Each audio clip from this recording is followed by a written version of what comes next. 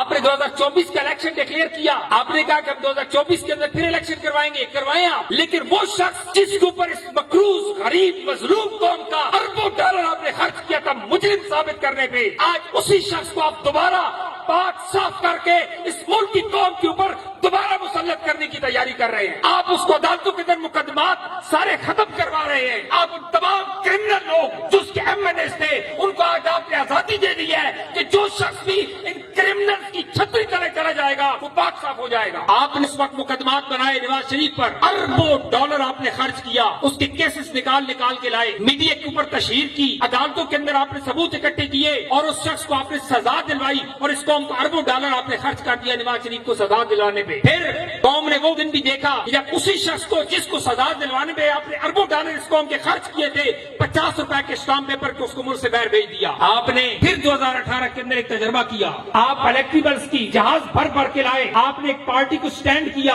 اس کو الیکٹریبلز دیے، اس کو وسائل دیے، اس کو اپنی پورا توجہ دی اور ایک نئی پارٹی کھڑی کی اور تبدیلی کی شکل کے اندر آپ نے ایک حکومت قائم کی اور ٹھیک ایک سال کے بعد بقول خواجہ آصف آپ اس حکومت سے فیڈ اپ ہو چکے تھے۔ کورونا کی وجہ سے آپ اپنے پلان کو مکمل نہیں کر سکے اور اس کو 3.5 سال مل گئے۔ 3.5 سال کے بعد پھر آپ نے ہاتھ کھینچا تو وہ پارٹی زیرو ہو گئی اور پھر اس قوم اور ملک کے اوپر آپ نے ایک ایسی کرپٹ ایلیٹ مسلط کر دی جو پچھلے 75 سال سے اس قوم کو اس حالات تک پہنچانے کی ذمہ دار تھی۔ اور پھر کیا ہوا، اس کرپٹ ایلیٹ نے 16 ماہ کے اندر بے دردی سے دونوں ہاتھوں سے اس ملک کو لوٹا اور آج اس کی 16 ماہ کی حکومت کے بعد پاکستان کی اکنامک اور پولیٹیکل سچویشن جو آج بن چکی ہے، 75 سال کے اندر پاکستان کی یہ حالت کبھی بھی نہیں، اگرچہ آئیڈیل حالات تو ہمارے کبھی بھی نہیں رہے لیکن آج جو ہماری فائنینشیل اور پولیٹیکل سچویشن ہے یہ کبھی بھی اتنے برے حالات نہیں رہے اور وہ صرف آپ کے اس غلط فیصلے کی وجہ سے ہوا۔ اور آج آپ دوبارہ ایک ریگ الیکشن پلان کر رہے ہیں، آپ ایک دفعہ پھر اس ملک اور قوم کے ساتھ کھیلنے کی تیاری کر رہے ہیں۔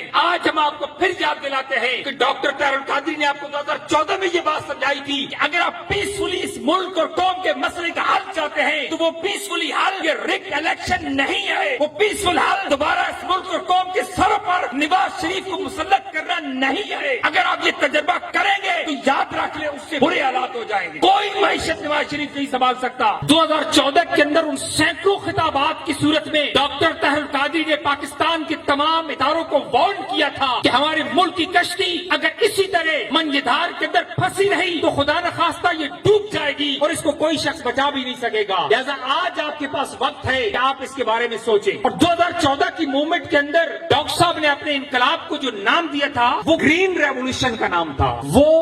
پیسفل ریولوشن کا نام دیا تھا، جو ہم سب کے لیے ایک نیا نام تھا کیونکہ ہم نے دنیا بھر میں سن رکھا ہے کہ انقلاب تو پیسفل ہوتا ہی نہیں، انقلاب تو دنیا میں کبھی گرین ہوتا ہی نہیں، وہ تو ریڈ ہوتا ہے۔ تو یہ گرین ریولوشن کہاں سے آ گیا، یہ پیسفل ریولوشن کہاں سے آ گیا، یہ کیسے پاسبل ہے؟ یہ اس وقت ہم بھی سوچتے تھے یہ کیسے ممکن ہوگا۔ ڈاکٹر صاحب کی جو سوچ اور فکر تھی وہ فکر یہ تھی وہ قوم اور اداروں کو آپس میں ٹکرانے سے بچانا چاہتے تھے، وہ اس کانفلکٹ سے اس پورے ملک کو بچانا چاہتے تھے کہ جس کانفلکٹ کے نتیجے میں اس ملک اور قوم کی تباہی اور بربادی تھی۔ لہذا انہوں نے اپنے سینکڑوں خطابات کی صورت میں آپ کو یہ بات بتائی تھی کہ آج یہ آئیڈیل ٹائم ہے کہ اگر آپ اس ملک اور قوم کی کشتی کو بچانا چاہتے ہیں، اس ملک کو باوقار مقام دلانا چاہتے ہیں تو آپ کے پاس یہ ٹائم ہے کہ آپ پیسفلی پرامن طریقے کے ساتھ اپنے انا کو بھی برقرار رکھیں اور اپنے ادارے اور عوام کے انا کو بھی برقرار رکھیں اور ایک ٹیبل پہ بیٹھیں اور ایک ایسا فیصلہ کریں کہ جس فیصلے کے نتیجے میں جن علامات اور جن واقعات کی وجہ سے پاکستان آج ان حالات پہ پہنچ چکا ہے ان واقعات کو جڑ سے اکھاڑ پھینکا جائے۔ اور ان میں سب سے بڑا پرابلم ہمارا موجودہ پارلیمانی نظام تھا۔ اس پارلیمانی نظام کے اندر انقلابی ریفارمز لانے کے لیے، پاکستان کے اندر ایک بہترین نیا نظام لانے کے لیے اس وقت انہوں نے اداروں کو دعوت دی تھی کہ آئیں آج آپ کے پاس ٹائم ہے، آپ بیٹھیں، آپ بات کریں اور مل بیٹھ کر میں آپ کو اپنا ویژن اور اپنے علم اور اپنی اسٹریٹجی دینے کو تیار ہوں۔ ہم مل کر بیٹھ کر تمام اسٹیک ہولڈرز کو بٹھا کے پاکستان کے لیے ایک ایسا نظام تیار کرتے ہیں، پاکستان کو ایک ایسا سسٹم دیتے ہیں جو اس ملک کی بقا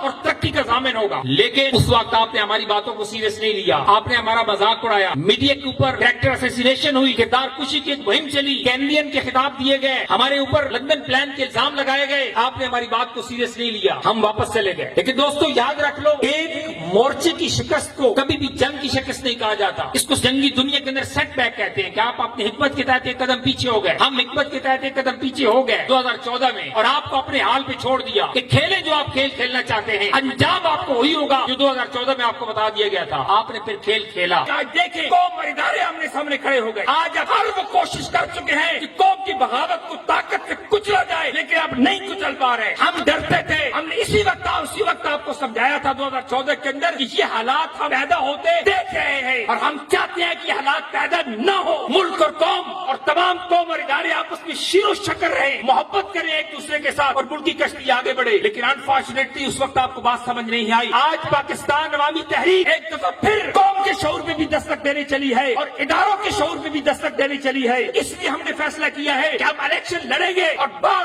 बार अपना वही मुतालबा वही स्टैंड दोहराएंगे और आपको बताएंगे कि आप तबाही की तरफ जा रहे हैं। और अगर आपको इस मुल्क और कौम की बका सलामती तरक्की चाहिए तो उसका सिर्फ और